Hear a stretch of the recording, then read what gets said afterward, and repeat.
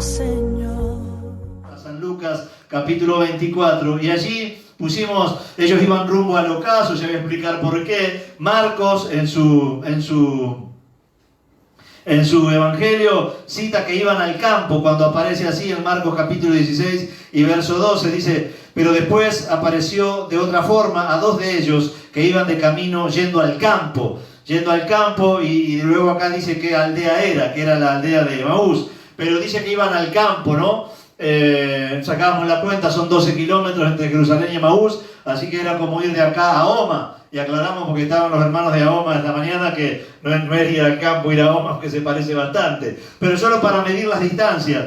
Y el tema del campo no es un tema menor, porque ellos iban ahí por esto que les estaba pasando. Y dijimos esta mañana, y repito esta tarde, esto sí lo repito, que los hechos son sumamente importantes, pero la lectura que hacemos de los hechos es más importante a veces que los propios hechos. Es decir, lo que nosotros pensamos de eso que está pasando termina siendo espiritualmente determinante, termina siendo sentimental o emocionalmente determinante, y aún hace que tomemos decisiones, hace que tomemos rumbo, como en el caso de ellos. El tema de ir para el campo tenía que ver con la lectura que ellos habían hecho de ese hecho de que estaban comentando. Así que no es menor la lectura que hacemos de los hechos.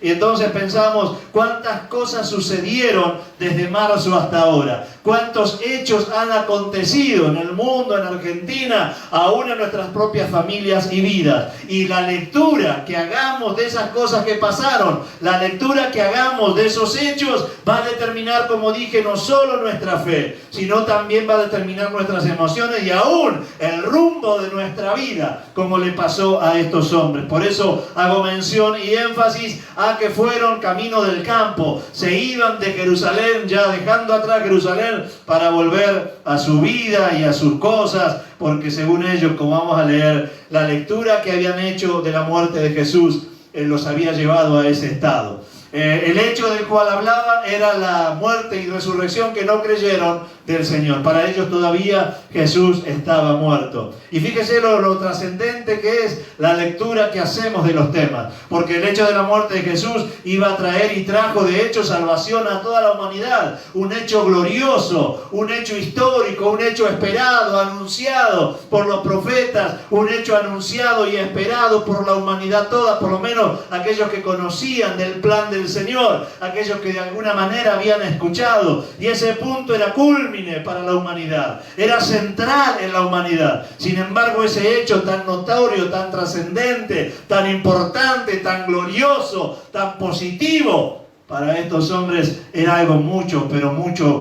muy negativo. Así que vamos a la lectura, San Lucas capítulo 24, a partir del 13.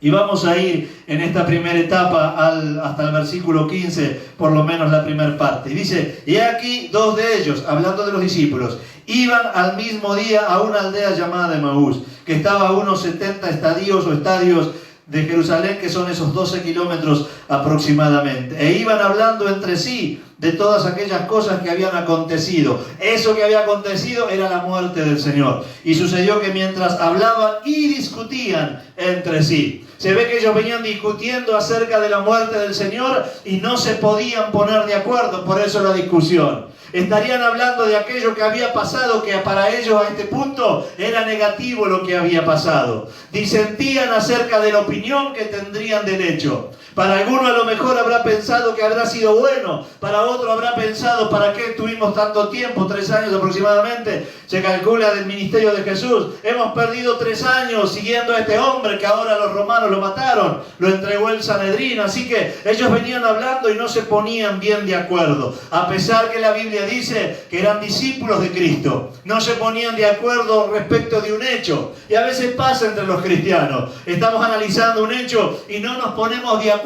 con qué tiene que ver ese hecho, por qué Dios lo ha permitido, cuál es el propósito de Dios, para qué Dios lo ha permitido. Así que se ve que en eso estaban cuando dice el versículo 15, la última parte, dice: y Jesús mismo se acercó y caminaba con ellos. Y decíamos esta mañana y repetimos, qué importante es ver la gracia de Dios, qué importante la manifestación del favor de Dios. cuando de alguna manera estamos confundidos ante un hecho, estamos haciendo una lectura negativa de ese hecho que fue, como dije, muy positivo, muy importante y glorioso además. Aún estos discípulos que no habían entendido bien los acontecimientos y habían hecho la pésima lectura de ellos, el Señor se acerca en su gracia y en su misericordia. Podemos ver a un Jesús que puede vernos a nosotros, que no estamos muy centrados en su voluntad, que no estamos entendiendo muy bien los propósitos eternos de Dios. Aún así, el Señor se les acerca y comienza a caminar con ellos. Qué bueno que es el Señor, qué bueno que es el Señor, que aun cuando no estemos perfectamente entendiendo sus planes, aun cuando discutamos acerca de los planes de Dios, Dios se acerca a nosotros en su gracia y en su misericordia, y como en el caso de ellos se les revele. Y dice en el versículo 16, mas los ojos de ellos estaban velados, pero para que no le conociesen, es decir, no pudieron conocer a priori, en principio, que se trataba del Señor que se había acercado. Y el Señor se acerca y el Señor les habla.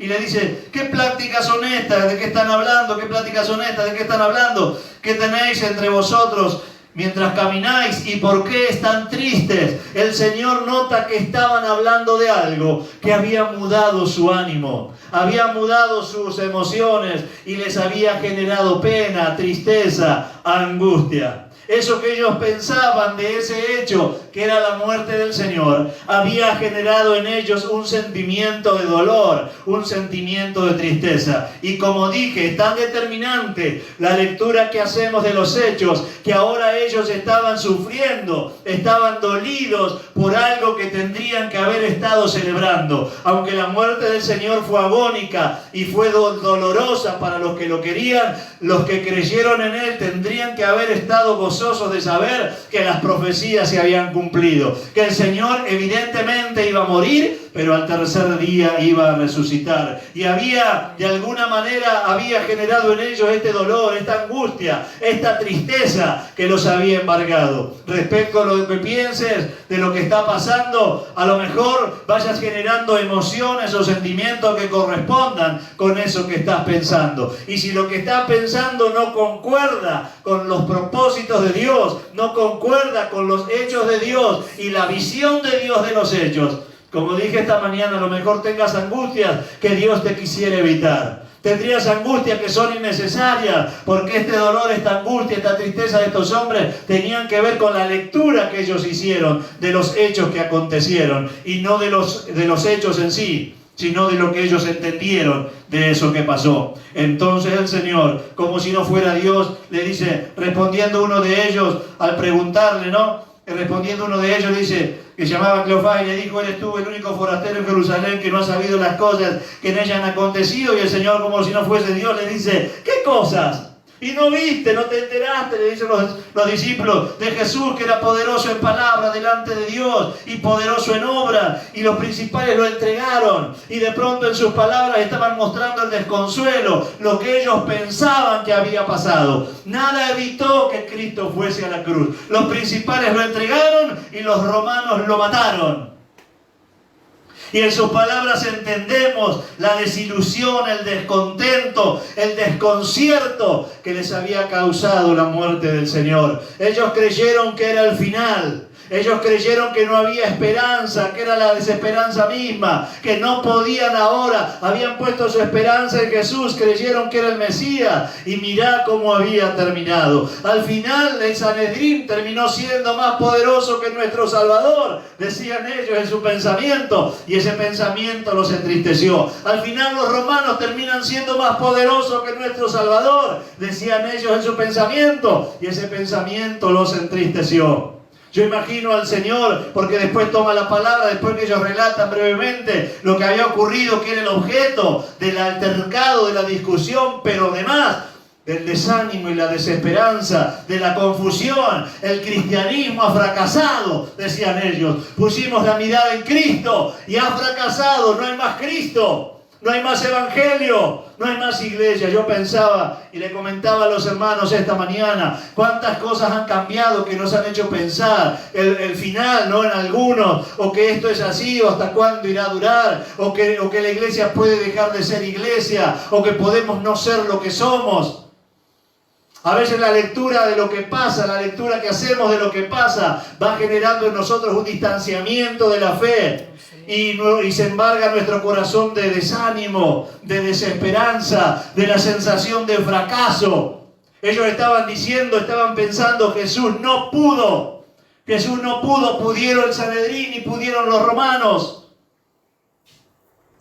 Entonces el Señor toma la palabra nuevamente mientras caminaba con ellos. Versos 25. Entonces Él le dijo, oh insensatos y tardos de corazón, para creer todo lo que los profetas han dicho. ¿No era necesario que el Cristo padeciera estas cosas y que entrara en su gloria? Y comenzando desde Moisés y siguiendo por todos los profetas, les declaraba todas las escrituras lo que decían de Él. Qué bendición haber encontradose con Jesús para estos discípulos, porque el Señor hace que vuelvan a la palabra, que vuelvan a lo que Dios había dicho, porque como dijimos esta mañana, el desánimo, el desaliento en los cristianos en un punto tiene que ver con que hemos olvidado alguna palabra de Dios que Dios nos haya dicho, alguna promesa que Dios nos haya dicho. Entonces somos presos de la desesperanza, del desánimo. Los hechos van generando en nosotros eso, y la lectura errónea, equivocada que nosotros hagamos, olvidándonos de la palabra de Dios, hace que también estemos así, desesperanzados, desilusionados, con esa sensación de impotencia y de fracaso. El Señor los hace volver a la palabra. Y yo decía esta mañana, fíjense cómo actuamos a veces aún los cristianos, porque cuando ellos tienen que referirse a Jesús, dice que era un varón poderoso en palabra y poderoso en hechos, pero se habían olvidado de la palabra que era oportuna para ese tiempo.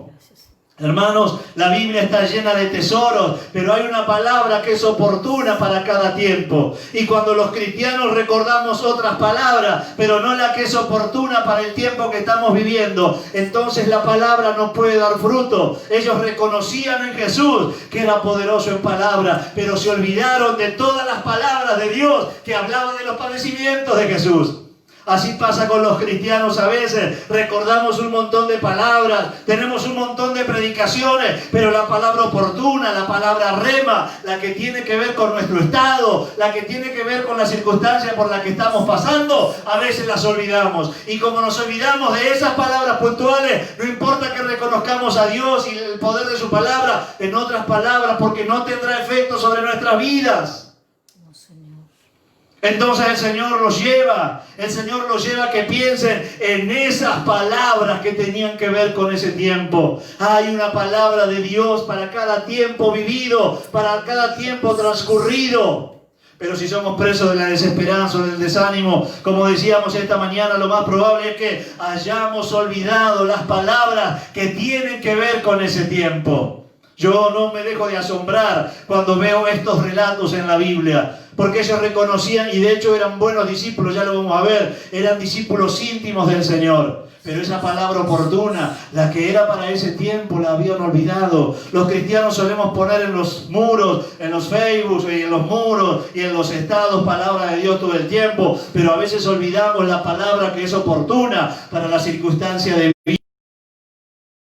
Y si ellos hubiesen recordado la palabra que era para ese tiempo, estarían gozosos esperando la resurrección de Cristo. Estarían celebrando en alguna casa, en algún culto, como era habitual para ellos, la resurrección de Cristo. Si ellos hubiesen creído en la palabra rema para esos días, que eran los padecimientos de Cristo, pero su posterior resurrección, entonces lejos de estar tristes, desesperanzados, con rumbo al ocaso, pensando que el cristianismo se había terminado, deberían estar cantando alabanzas a Dios, esperando la manifestación de Cristo, si hubiesen creído. Pero Se olvidaron de la palabra del Señor. Y Cristo tiene que llevarlos otra vez a que recuerden lo que de Él se había dicho, a que recuerden la palabra de Dios que es viva y eficaz. Hermanos, si te has desalentado con el tiempo, si han acontecido cosas en tu vida que le has dado la peor lectura, si crees que va rumbo al ocaso, si crees que va rumbo al final, a la desesperanza, la palabra de Dios hoy es que no. Que recuerden la palabra de Dios, como dice Jeremías por allí. Dice, yo sé los pensamientos, dice Dios, que tengo acerca de vosotros, pensamientos de bien y no de mal, para darles el fin que esperan. Qué hermosa promesa. Pero si nos olvidamos de esos pensamientos que Dios tiene para nosotros, para darnos un final feliz, cuando estemos transitando esos hechos que a veces nos confunden, que a veces nos desaniman, que a veces nos quitan la esperanza, entonces no importa cuánta palabra de Dios haya para nosotros, si lo olvidamos, estaremos presos como estos discípulos de las desesperanzas, inmersos en el fracaso, en la desilusión y aún en el desconcierto. Se habían puesto en Cristo la esperanza. Sí, Señor. Bendito eres. Entonces en el versículo 28 dice así, versículo 28, llegaron a la aldea donde iban, llegaron a destino, por lo menos al destino de ellos. Y dice la Biblia esto, y él, hablando de Jesús, hizo como que iba más lejos. Gracias. Y yo reflexionaba y le contaba a los hermanos esta mañana, ¿qué quiso hacer? Lo que hizo el Señor. Simuló que seguía. El Señor los probó. El Señor quería probar lo que había en su corazón. El Señor quería probar qué tanto interés tenían en Él. El Señor les dio libertad para acercarse a Él o libertad para alejarse de Él. Y siempre es así. En este tiempo, y uso como referencia la cuarentena porque es un tiempo bien particular, bien especial, has tenido oportunidad de acercarte a Dios más, como has tenido la oportunidad de alejarte de Dios más. El Señor no obliga, el Señor invita. El Señor propone y vos decidís qué lugar le vas a dar en tu vida al Señor. El Señor hace como si siguiese y quería probar cuál es el grado de interés que ellos tenían, cuál es el grado de compromiso que ellos tenían, qué intimidad querían tener con Él. Y eso es todo el tiempo en la vida de los cristianos. Como dije esta mañana, si bien hay mandamientos de Dios, los mandamientos no privan, no evitan que no transgredamos los mandamientos. Es decir, si Dios dice no avancen, no es que hay ángeles que impiden que avancemos. A lo sumo hay advertencias si avanzamos, pero avanzar podemos avanzar. Y desobedecer podemos desobedecer. Y alejarnos de Dios podemos alejarnos de Dios. La decisión es tuya y la decisión es mía. Dios no obliga, Cristo no obliga, Cristo ofrece, Cristo propone. Por eso que hay cristianos, como dije esta mañana, muy cerca de Dios, y hay cristianos muy alejados, hay cristianos con muy buena comunión con Dios, y hay otros que no, porque la verdad es que Cristo hace como que sigue para ver qué interés tenés vos y qué interés tengo yo de invitarlo a mi casa, de tenerlo en mi vida, de que recorra las áreas de mi vida, de que sea el Señor, porque mirá cómo contestaron ellos, versículo 29, más ellos lo obligaron a quedarse diciendo, quédate con nosotros porque se hace tarde, el día ya ha declinado, y entró a quedarse con ellos. ¡Qué bendición! Le dijeron a estos discípulos, no te vayas, quédate con nosotros. Estos discípulos desesperanzados le dijeron al Señor, quédate con nosotros. Estaban velados, no entendían bien. A lo mejor esa palabra que habían recibido de Dios les hizo pensar que era alguna especie de profeta o predicador. Todavía no les había sido revelado que era el Cristo. Sin embargo, ellos ante ese hombre de Dios, reconociendo que le había dado palabra de Dios, le dice, quédate con nosotros, quédate con nosotros. ¿Ha pensado usted a quién le abre la puerta de su casa? Veo que depende quién entre en su casa, lo que uno hace, lo que uno habla, y los temas de conversación, y aún los estados de ánimo, y aún si favorece a la fe o no. Eso no lo dije a la mañana, ¿ves? Cuando usted invita a alguien a su casa, tiene que ver con qué va a ser después con esa persona que participa de su mesa, que participa de su casa. Esa persona que usted invitó, que usted deja entrar, aunque ahora está restringido, no lo haga. La pregunta es por lo menos retórica. ¿Y qué habla con esa persona que entra a su casa? ¿Cuáles son los temas de conversación? ¿Le da palabra de Dios, favorece a su fe? ¿O no le da palabra de Dios y no favorece a su fe? Por el contrario, le genera más problemas que bendiciones. Ellos entendieron que ese hombre, y insisto, todavía no le había sido revelado que era Cristo, pero les acababa de dar una palabra. Y dijeron estos hombres sabiamente, no, quédate con nosotros, queremos que participes de nuestra vida, vení a entrar a nuestra casa. Y yo pregunté esta mañana, y lo pregunto en esta tarde, ¿hasta dónde has dejado entrar a Jesús en tu vida? ¿Hasta dónde el Señor es el Señor de tu vida? Algunos dejan a Jesús, como dije esta mañana, que las casas de antes tenían zaguán, no tenían entrada, que una especie de pasillo entre la puerta principal y el acceso a la casa. Y el zaguán era una figura interesante porque formaba parte de la casa, pero no conocías la casa si no pasabas esa segunda puerta. Y hay cristianos que han asumido la relación con Jesús de esa manera. Participar, está en mi casa pero en el zaguán. Que es estar pero no estar, es no participar de la casa. Estos discípulos le dicen a Cristo, vení con nosotros, quédate con nosotros y vení a cenar con nosotros, que es sinónimo de intimidad. Vení a tener intimidad con nosotros. Y yo te pregunto, en marzo arrancó la cuarentena, como digo siempre, te sacaron el culto, el congregarnos, la consejería, la administración, te sacaron de alguna manera, por lo menos de manera presencial, las predicaciones, las canciones. Cristo es un íntimo en tu hogar. Amén. Cristo es un íntimo en tu casa. Bendito Jesús. Participás con personas que favorecen tu fe, que estimulan tu fe, o que te van ido apartando cada vez más de la fe. Con todas las explicaciones que a veces tenemos cuando perdemos comunión con Dios. Con todos los argumentos, porque no hay razones, digo yo, son argumentos, pero bueno, son argumentos que a veces se tienen. Lo concreto es que estábamos de un modo y ahora estamos del otro. Teníamos una intimidad y ahora ya no la tenemos. Teníamos un fervor que perdimos. Teníamos una esperanza que se esfumó. Teníamos un ánimo que lo perdimos. Ellos entendieron que Jesús tenía que estar con ellos. Entonces aconteció, dice el 30, que estando sentado con ellos a la mesa, tomó el pan, lo bendijo, lo partió y lo dio. Entonces le fueron abiertos los ojos y le reconocieron, mas él desapareció de su vista. Y entonces ellos dicen, no ardían nuestros corazones nosotros mientras nos hablaba en el camino. Y cuando nos abrió la Escritura, ahí reconocieron que era Cristo. Ahí volvió a arder sus corazones al volverse a la palabra de Dios. ¿Sabes qué falta en muchos cristianos en este tiempo? Volver sus corazones a la palabra de Dios. Volver sus corazones a la palabra de Dios. Como no hay reuniones para congregarnos, a veces la Biblia queda arrumbada por allí en la casa. La agarramos para el culto y, como dije la otra vez, hasta este culto que estamos en nuestra casa llegamos tarde. No hay una predisposición, por lo menos en algunos, en otros sí. Una predisposición a la espiritualidad, a las disciplinas espirituales. No compartimos tiempo con Dios y su palabra. Entonces, claro, la mirada que hacemos de los hechos y la lectura que hacemos de los hechos genera desesperanza, genera angustia, desazón, desconcierto. Pero como ellos, cuando vuelven su corazón a la palabra, dice, ahora vuelvo a sentir ardor por Dios, vuelvo a sentir pasión por Dios. Volví a las Sagradas Escrituras, a lo que decía Dios para mí. Entendieron el propósito eterno de Dios. Era el mismo hecho que los hacía discutir y que los había llenado de desesperanza. Ahora entendían cuál era el propósito de eso que había pasado.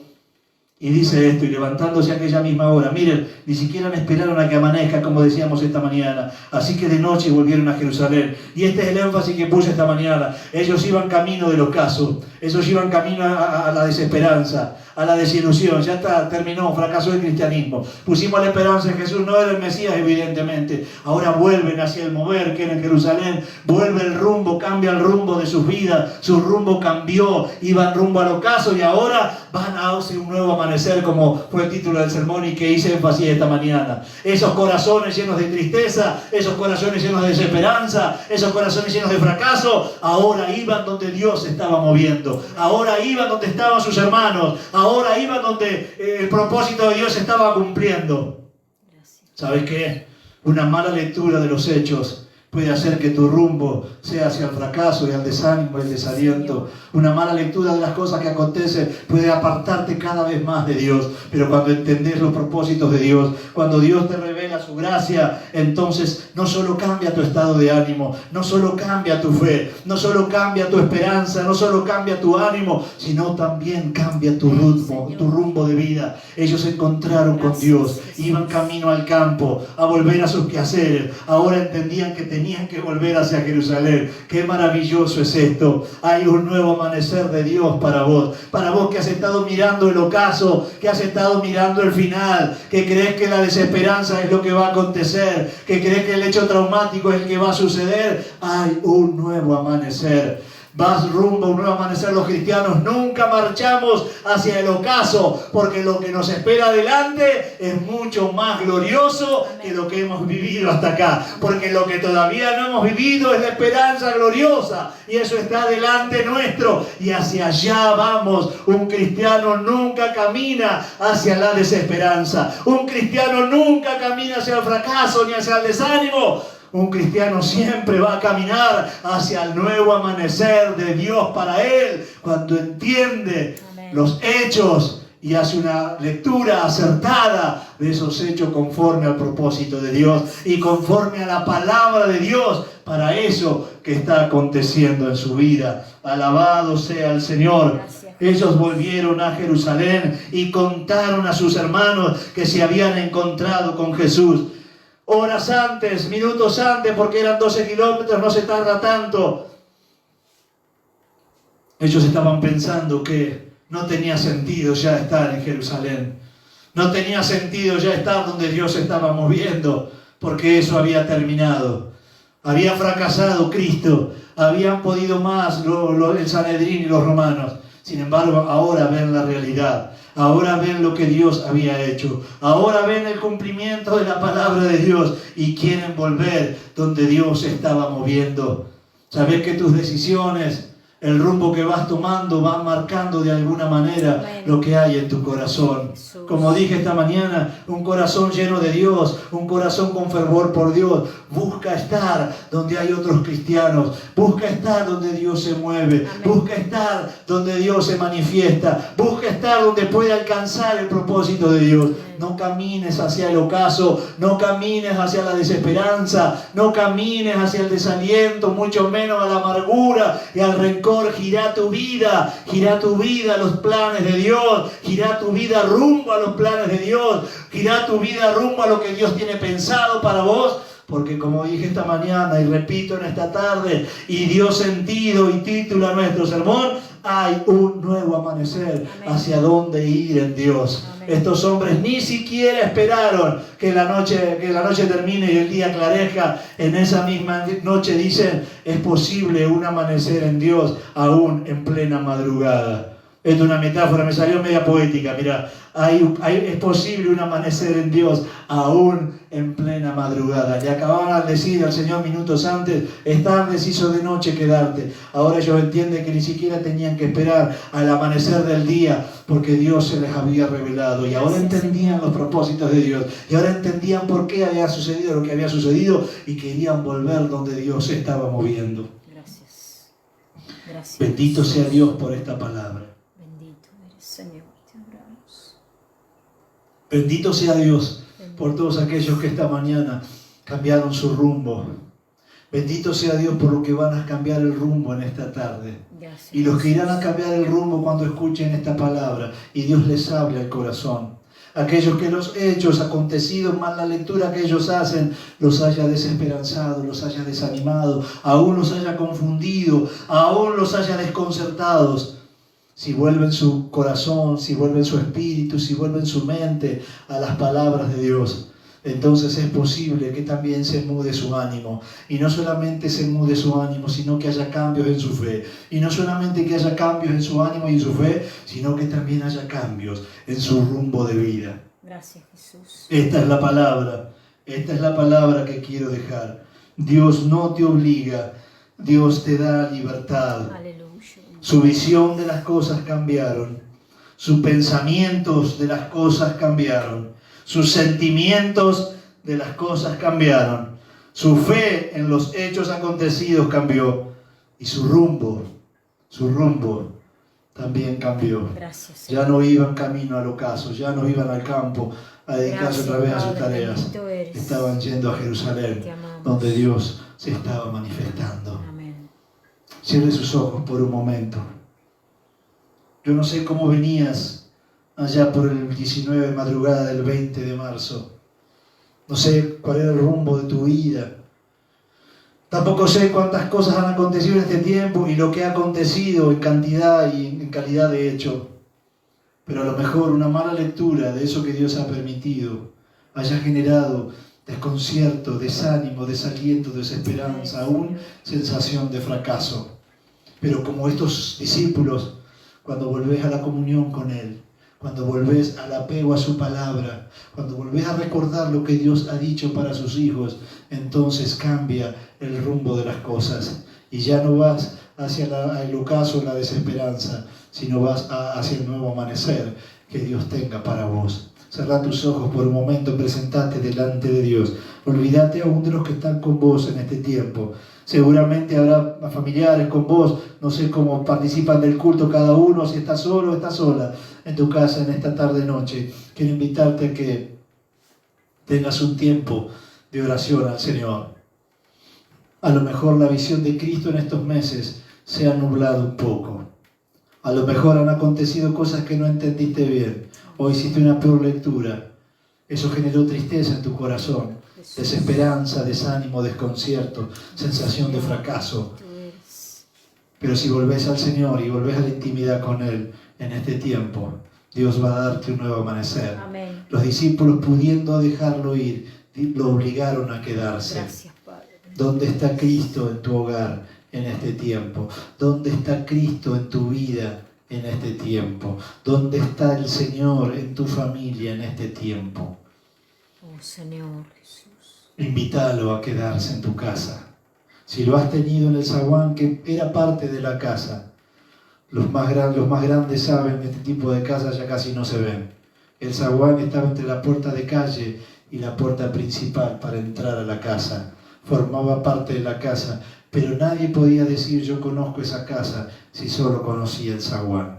A veces pasa en nuestras vidas que el Señor tiene una mínima participación, que no lo dejamos entrar a todos los lugares de nuestra casa.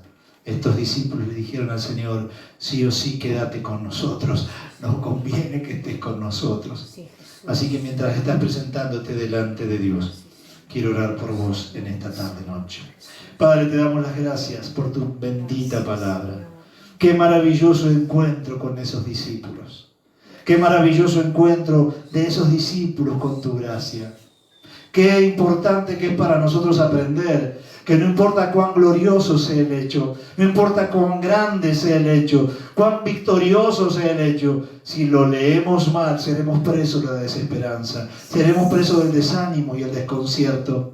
Pero qué bueno que es que aún ante discípulos desconcertados te acercaste a ellos para revelarte a ellos una vez más y mostrarles lo que tu palabra decía de aquellos acontecimientos y que tenían que estar celebrando y tenían que estar disfrutando de esos hechos porque eran gloriosos, aunque ellos no pudieron verlo así. Señor, a veces las circunstancias hacen que pensemos que esas circunstancias o quienes las generan terminan siendo más poderosos que vos. El pensamiento de ellos que había generado en ellos esa tristeza, esa angustia era el Sanedrín pudo más, los romanos pudieron más. Qué equivocados estaban, porque eso no era más que el cumplimiento de tus planes, el cumplimiento de tu propósito. Por eso, Señor, en esta tarde yo no sé lo que ha acontecido en la vida de mis hermanos, que ha hecho que sean presos de la desesperanza o el desánimo, aunque crean que van rumbo al ocaso.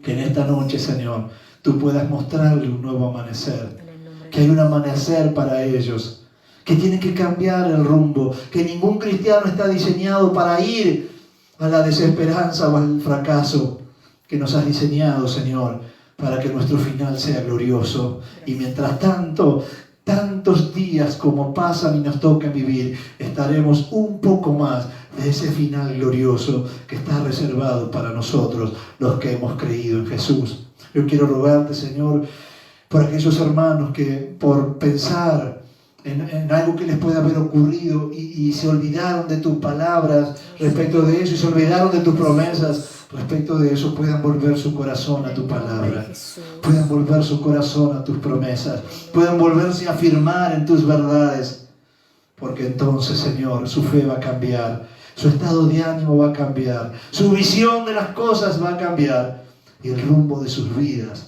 también va a cambiar. Gracias te damos por esta palabra. Gracias te damos por lo oportuna que es esta palabra, porque han pasado más de 200 días y muchos hechos, muchas circunstancias en esos días que a lo mejor alguno ha flaqueado en su fe, a lo mejor alguno ha perdido la visión de vos, a lo mejor alguno se ha apartado de la intimidad contigo, a lo mejor alguno te ha restringido el acceso de su vida o de su casa y estás allí, parte de la casa, pero no en intimidad. Señor, queremos invitarte como estos discípulos. Vení a comer con nosotros, vení a partir el pan con nosotros. Te necesitamos, nos conviene transitar este tiempo contigo. Y Señor, vamos rumbo, vamos derecho, vamos sin escala hacia un nuevo amanecer contigo. Te bendigo en esta tarde noche, Señor, y te bendigo por lo que has hecho esta mañana, harás en este tiempo. Amén. Y después también a través de esta tu palabra. Amén. De esta tu palabra que es poderosa para transformar nuestras vidas. Gracias te damos en el nombre del Señor Jesús. Amén.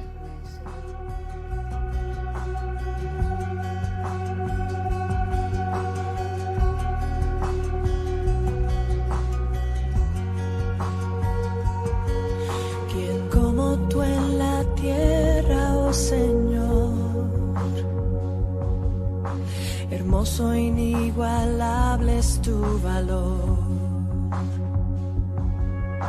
y nada en este mundo saciará. Jesús, tu copa no se secará. Tu presencia es el cielo para mí.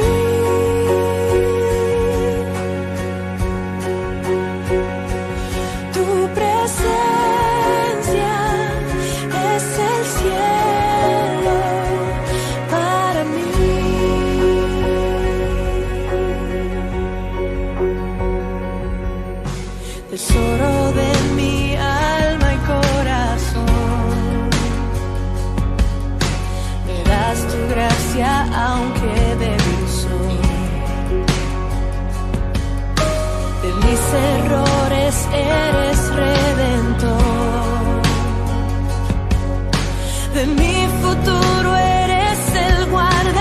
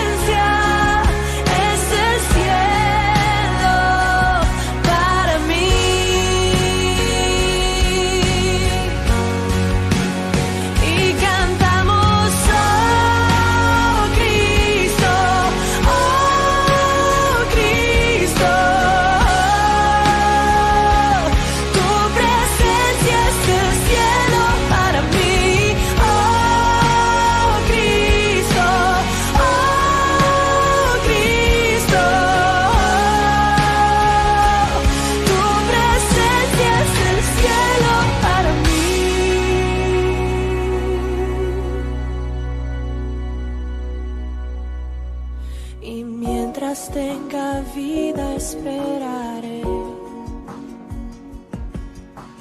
cuando cara a cara te veré. Y nada en este mundo saciará. Jesús, tu copa no se secará. Jesús, tu copa no